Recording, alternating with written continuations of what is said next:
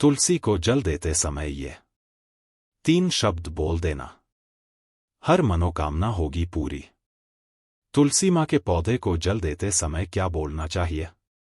एक बार की बात है, भगवान विष्णु आराम कर रहे थे, तभी माँ लक्ष्मी आईं और माँ लक्ष्मी ने भगवान विष्णु से तुलसी माँ को जल देने का महत्व पूछा था। तब भगवान विष्णु ने उन्हें उसका महत्व सुनाया था। आगे देवी माँ लक्ष्मी कहती हैं, हे स्वामी, आपने मुझे तुलसी माँ को जल देने का महत्व तो बता दिया है, किंतु अब मेरे मन में यह जानने की जिज्ञासा हो रही है कि तुलसी माँ को जल कैसे देना चाहिए। तुलसी माँ को जल देने की सर्वोत्तम विधि कौन सी है तथा तुलसी माँ को जल देने का मंत्र कौन सा है? कृपया आप मुझे इन सभी प्रश्नों का उत्तर दें। तब भगवान विष्णु देवी माँ लक्ष्मी से कहते हैं, हे प्रिय, जिस प्रकार से मैंने तुम्हें तुलसी माँ का महत्व सुनाया है, उसी प्रकार से तुलसी माँ को जल देते समय बोले जाने वाले मंत्र का भी बड़ा महत्व है। यह मंत्र केवल 3 शब्दों का है, किंतु इसका प्रभाव बहुत कल्याणकारी है। जो भी इंसान प्रतिदिन तुलसी माँ को जल देते समय अपने मुख से केवल यह 3 शब्द बोल देता है, तो साक्षात माँ लक्ष्मी उसके घर में प्रवेश करती है, उसकी दरिद्रता समाप्त हो जाती है, उसे धनधान्य की प्राप्ति होती है। वह मंत्र बताने से पूर्व मैं आपको तुलसी माँ के इस मंत्र का महत्व सुनाता हूँ। इस महत्व को सुन लेने मात्र से ही इंसान के समस्त पाप नष्ट हो जाते हैं। लेकिन दोस्तों, अगर आप भी चाहते हैं कि आपके ऊपर और आपके पूरे परिवार के ऊपर माता लक्ष्मी का आशीर्वाद सदैव बना रहे, तो इस वीडियो को एक लाइक करें और आपके अपने चैनल को सब्सक्राइब करें और कमेंट बॉक्स में जय माता लक्ष्मी लिखना न भूलें। दक्षिण में एक बहुत ही सुंदर नगरी थी, जिसका नाम यम नगरी था। वहां एक ब्राह्मण रहता था, जिसका नाम रमेश था। हालांकि वह जन्म से ब्राह्मण था, लेकिन उसकी बुद्धि खोटी थी और वह पापी स्वभाव का इंसान था। उसके परिवार में भी कोई धार्मिकता या शास्त्र ज्ञान नहीं था। वह ना पूजा करता, ना पाठ, ना ध्यान, ना जप और ना ही हवन। रमेश इतना स्वार्थी था कि उसके दरवाजे पर आए मेहमानों को वह बिना कुछ दिए अपमानित करके भगा देता। उसकी आदतें भी बहुत खराब थीं, वह हमेशा पराई स्त्रियों के पीछे पड़ा रहता और शराब पीने का शौकीन था। इसके साथ ही वह मांस भी खाया करता था। रमेश दिन में खेतों में काम करता और पत्ते बेचकर अपनी गुजर बसर करता, लेकिन रात होते ही वह वेश्याओं के पास जाकर अपना समय और पैसा बर्बाद करता। इस तरह उसने कई साल अपनी दुष्कृतियों और आचरणों के साथ बिताए। भगवान विष्णु ने देवी लक्ष्मी को यह कथा सुनाते हुए समझाया कि ऐसे पापी व्यक्ति के जीवन में भी तुलसी माँ की पूजा और उनके मंत्र का कितना महत्व है। देवी लक्ष्मी ने इस कथा को सुनने में अपनी पूरी रुचि दिखाई। फिर एक दिन वह दुर्बुद्धि रमेश बेचने के लिए पत्ते इकट्ठा करने के लिए एक बगीचे में घूमने लगा और पत्ते तोड़ने लगा। तभी एक कालरूपधारी काले सर्प ने उस ब्राह्मण को काट लिया और उसी समय पर उसकी मृत्यु हो गई। उसके बाद 2 यम के दूत उसे लेने के लिए उस स्थान पर प्रकट हुए और उसे उठाकर यमलोक ले जाने लगे। मार्ग में वह यमदूतों के सामने बहुत विलाप करने लगा, हे दूतों, मुझे कहाँ ले जा रहे हो? मुझे छोड़ दो, मेरे प्राण वापस दो। किंतु यमदूत उसे यह कहते हुए ले जाने लगे, अरे दुष्ट, तेरे पाप कर्मों के कारण तुझे सांप ने काट लिया है। अब यमदेव ने उसे अवश्य घोर नरक में डालने का आदेश दिया। फिर यम के दूत उस ब्राह्मण को लेकर यमलोक पहुंचते हैं और यमदेव के सामने खड़े हो जाते हैं। चित्रगुप्त उस ब्राह्मण का लेखा जोखा निकालते हैं और यमदेव से कहते हैं, हे धर्मराज, इस ब्राह्मण ने बचपन से लेकर मृत्यु तक पाप ही पाप किया है। इसने कभी कोई पुण्य का काम नहीं किया है। फिर धर्मराज अपने दूतों से कहते हैं, हे दूतों, इस घोर पाप करने वाले ब्राह्मण को उठाकर ले जाओ और इसे नरक में डाल दो। फिर यम के दूत उस ब्राह्मण को ले जाते हैं और नरक की भयंकर अग्नि में धकेल देते हैं। अनेक वर्षों तक नरक में सजा भुगतने के बाद उस ब्राह्मण को दूसरे जन्म में एक बैल का शरीर मिलता है। एक समय की बात है, एक पापी व्यक्ति की आत्मा बैल के रूप में जन्मी। बैल बनने के बाद उसने बोझा उठाने का काम शुरू किया। उसका मालिक दिन रात उससे काम करवाता और उसे बिल्कुल आराम नहीं मिलता। धीरे धीरे जब उस बैल की ताकत कम हो गई तो उसके मालिक ने उसे एक लंगड़े आदमी को बेच दिया। लंगड़ा आदमी उस बैल को अपना साधन बना लिया। वह उसकी पीठ पर बैठकर हर जगह जाया करता। इस तरह उस बैल ने पूरे 1 साल तक उस लंगड़े आदमी का बोझ उठाया। एक दिन लंगड़ा आदमी उस बैल की पीठ पर बैठकर एक ऊंचे पर्वत पर चढ़ने लगा। पहाड़ पर चढ़ने में बहुत वक्त लग गया और बैल बुरी तरह थक गया। उसकी शक्ति खत्म हो गई और आखिरकार वह जमीन पर गिर पड़ा। वह बैल बेहोश हो गया और अंतिम सांसें लेने लगा। वहां मौजूद लोग उसे देखकर दया से भर गए। वे उसके पास आकर उसके मुख में पानी डालने लगे ताकि उसे थोड़ी राहत मिल सके। उस भीड़ में एक पुण्यात्मा व्यक्ति भी था। उसने बैल को देखकर सोचा कि इस प्राणी का कुछ भला हो सके, इसलिए उसने अपना पुण्य उस बैल को दे दिया। यह देखकर वहां खड़े अन्य लोगों ने भी अपने अपने पुण्य उस बैल को दान कर दिए ताकि उसकी मुक्ति हो सके। उसी भीड़ में एक वेश्या भी खड़ी थी। जब उसने देखा कि सभी लोग बैल की मदद कर रहे हैं तो उसने भी अपने जीवन के कुछ पुण्य उस बैल को समर्पित कर दिए। इस तरह सभी के योगदान से उस बैल को मुक्ति का मार्ग मिल सका। यह देखकर उस वेश्या ने भी अपना पुण्य उस बैल को दे दिया। कुछ देर बाद उस बैल की मृत्यु हो जाती है। फिर उस स्थान पर यमदूत आते हैं और उस बैल के शरीर से उस ब्राह्मण की आत्मा को निकालकर यमलोक ले जाते हैं। यमलोक ले जाने पर उसे यमदेव के सामने खड़ा किया जाता है और फिर चित्रगुप्त उसका लेखा जोखा देखते हैं तो वे आश्चर्य में पड़ जाते हैं। उस वैश्या के द्वारा उस बैल को दिया हुआ पुण्य बहुत बड़ा होता है। उस पुण्य के प्रभाव से सभी जन्मों के पाप नष्ट हो जाते हैं। फिर देवता उस ब्राह्मण के सभी पाप क्षमा करते हैं और कहते हैं, हे ब्राह्मण, उस वैश्या ने तुझे अपना पुण्य देकर तुझ पर बड़ा उपकार किया है।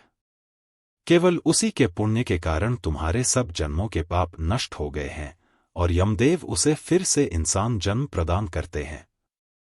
इस बार वह पृथ्वी पर आकर एक उत्तम ब्राह्मण कुल में जन्म लेता है।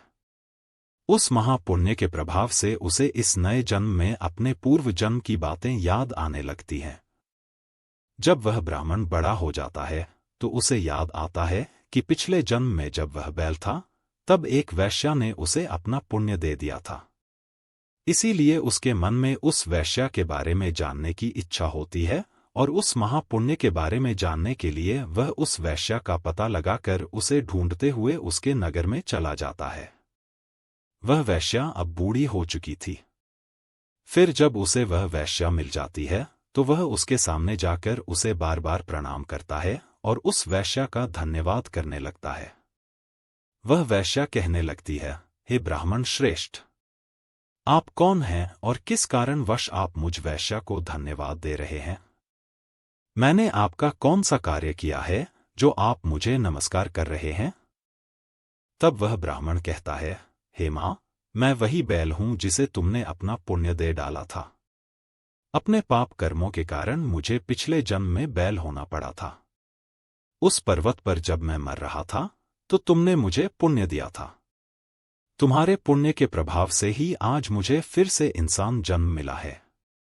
तुम्हारे द्वारा दिए गए उसी पुण्य के कारण मुझे अपने पूर्व जन्म की सारी बातें याद हैं। किंतु हे मां, मैं आज यहां पर यह जानने के लिए आया हूं कि तुमने मुझे उस समय पर अपना कौन सा पुण्य दिया था जिस कारण से मेरे सभी जन्मों के पाप नष्ट हो चुके हैं। मैं उस पुण्य के बारे में जानना चाहता हूं। तब वैश्या ने कहा, हे ब्राह्मण श्रेष्ठ, मैंने तो अपने जीवन में कोई पुण्य के काम नहीं किए हैं, किंतु मेरे घर में एक तोता है जो पिंजरे में रहकर हमेशा कुछ बोलता रहता है, जिसे सुनकर मेरा अंतर्करण पवित्र हो गया है। उस तोते ने वैश्य और ब्राह्मण को देखकर कहा, मैं वही तोता हूं जिसने वह मंत्र बोला था और उसी मंत्र का पुण्य मैंने तुम्हें दान दिया था।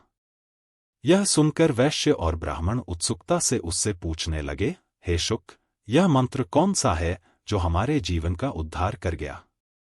तुम्हें यह मंत्र किसने सिखाया और इसका अर्थ क्या है?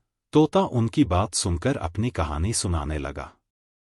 उसने कहा, हे ब्राह्मण श्रेष्ठ, पिछले जन्म में मैं भी एक ब्राह्मण था, लेकिन मैं अपने ज्ञान के अहंकार में इतना अंधा हो गया था कि मैंने कभी अपने गुरुजनों का आदर नहीं किया।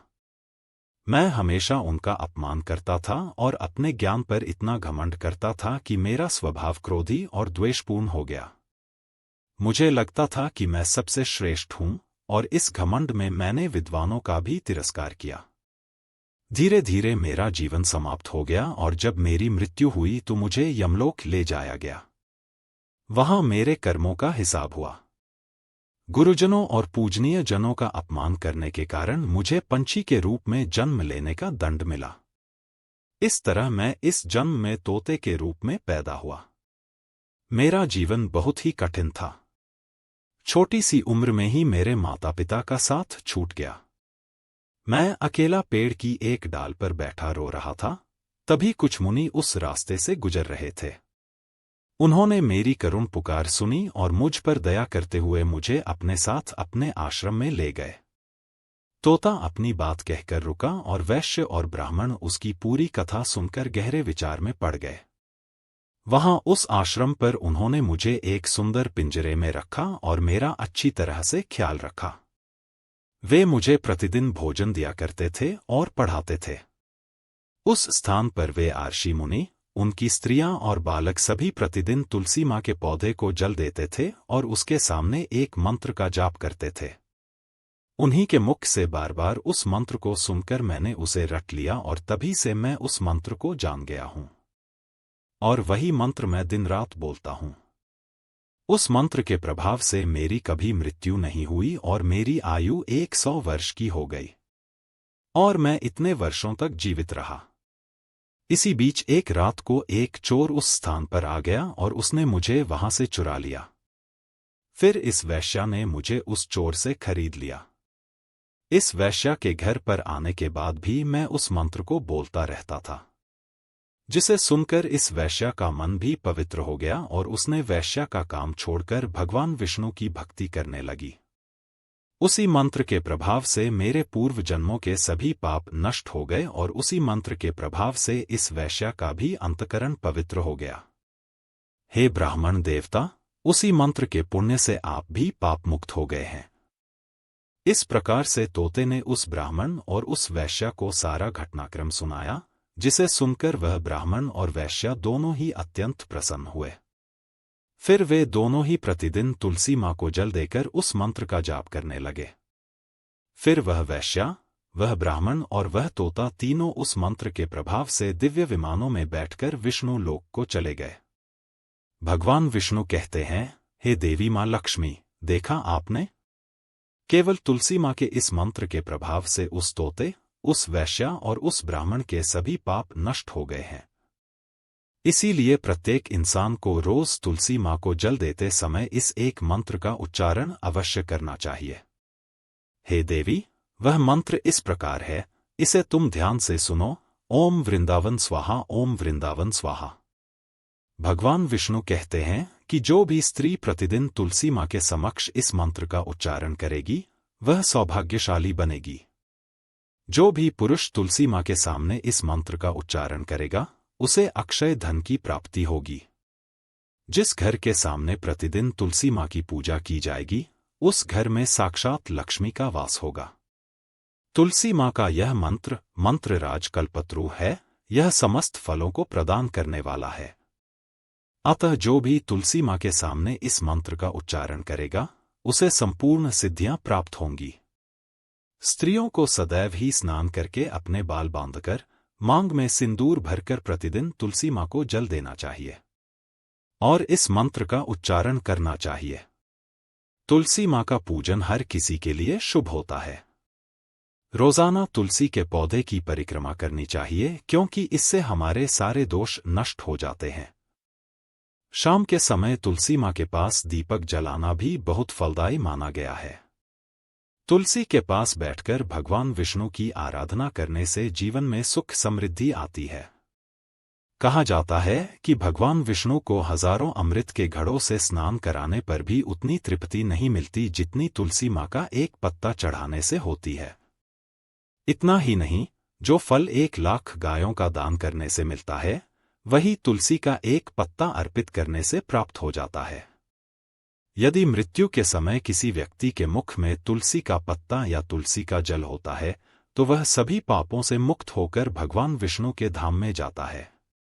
भगवान विष्णु ने स्वयं कहा है कि पूर्णिमा, अमावस्या, द्वादशी, सूर्य संक्रांति, मध्याह्न काल, रात्रि या अशौच के समय यदि कोई व्यक्ति बिना स्नान किए, बिना हाथ पैर धोए, तेल लगाकर या रात्रि के कपड़ों में तुलसी के पत्ते तोड़ता है, तो वह बहुत बड़ा पाप करता है। श्राद्ध, व्रत, दान, प्रतिष्ठा और देव पूजा के लिए तोड़े गए तुलसी के पत्ते 3 दिन तक पवित्र माने जाते हैं, भले ही वे सूख जाएं। तुलसी माँ के पत्ते एक एक करके तोड़ने की बजाय उन्हें शाखा से अग्रभाग सहित तोड़ना चाहिए। तुलसी माँ की मंजरी को सबसे पवित्र और श्रेष्ठ माना गया है। मंजरी को तोड़ते समय उसमें पत्तियों का होना भी आवश्यक है। इस तरह से तुलसी माँ की पूजा और देखभाल करने से जीवन में अपार शुभता और भगवान का आशीर्वाद मिलता है। पूज्य भाव से पौधे को हिलाए बिना तुलसी माँ के अग्रभाग को तोड़ना चाहिए। इससे पूजा का फल और भी बढ़ जाता है। तुलसी माँ के पत्तों को कभी नाखून से नहीं तोड़ना चाहिए, क्योंकि इससे पाप लगता है। रात्रि में तुलसी माँ के पौधे को स्पर्श न करें और न ही उसके पत्ते तोड़ें, क्योंकि रात्रि के समय तुलसी माँ का पौधा निद्रावस्था में होता है और इस समय पत्ते तोड़ने पर पाप लगता है। गुरुवार के दिन तुलसी माँ के पौधे में थोड़ा सा कच्चा दूध अर्पित करें और दूध चढ़ाते समय ओम नमो भगवते वासुदेवाय नमः इस मंत्र का जाप अवश्य करें। तुलसी माँ के पौधे के पास शालिग्राम रखें और उस पर तिल चढ़ाएं। पूजा में तुलसी माँ और शालिग्राम को दूध में भीगी हल्दी का तिलक अवश्य करें। शालिग्राम पर तुलसी माँ का पत्र रखकर चंदन लगाना चाहिए। अगर कोई महिला मासिक धर्म में है तो वह तुलसी माँ की पूजा न करें, क्योंकि मासिक धर्म के दौरान तुलसी माँ को स्पर्श करने से पाप लगता है और इससे स्त्री की दुर्गति होती है। तो भक्तों, इस प्रकार से भगवान विष्णु ने देवी माँ लक्ष्मी को तुलसी माँ को जल देने के मंत्र का महत्व सुनाया। हमारे प्रिय दर्शकों, यह तमाम जानकारी जन रुचि को ध्यान में रखकर दी जा रही है। ज्योतिष और धर्म के उपाय को अपनी आस्था और विश्वास पर आजमाएं। इस संदर्भ में हम किसी भी प्रकार का कोई दावा नहीं करते हैं। अगर आपको यह जानकारी पसंद आई हो तो इस वीडियो को एक लाइक जरूर करें और कमेंट बॉक्स में सच्चे मन और सच्चे हृदय से जय माता लक्ष्मी जरूर लिखें। जय श्री राम दोस्तों।